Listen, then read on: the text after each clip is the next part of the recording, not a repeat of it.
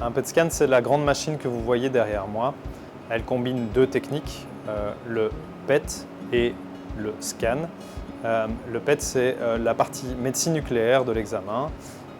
Et en médecine nucléaire, on va utiliser généralement des traceurs qui vont pouvoir cibler une fonction ou une certaine cellule.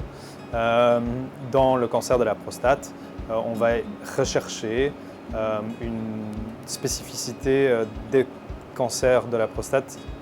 Ils produisent une protéine qui est exprimée à leur surface et on va pouvoir repérer ces cellules de façon assez précise.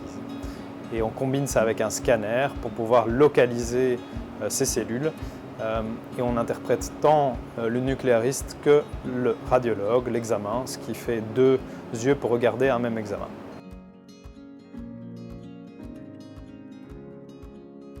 Alors les indications du PET scan général sont très larges, mais dans le cancer de la prostate, généralement on le réalise dans les cancers de la prostate de haut risque et dans la détection de la récidive afin d'appliquer certains traitements. Alors comment se déroule un examen? Vous venez chez nous en médecine nucléaire, il ne faut pas être à jeun pour le cancer de la prostate.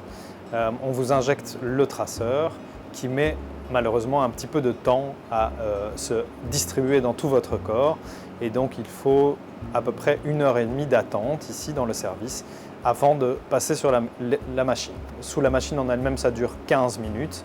Vous avancez progressivement à l'intérieur de la machine et à la fin de l'examen, nous avons les images, nous les analysons et envoyons à votre prescripteur le résultat.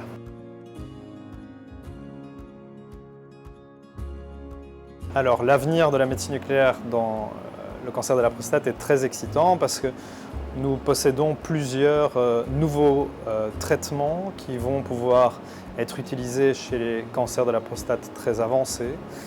Pour cela, on utilise d'abord le PET scan que vous voyez derrière moi pour faire ce diagnostic de cancer de la prostate avancé, métastatique.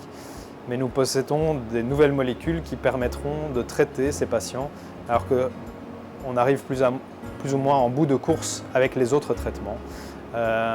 Et donc ça, c'est une bonne nouvelle pour les patients et également pour l'avenir de la médecine nucléaire.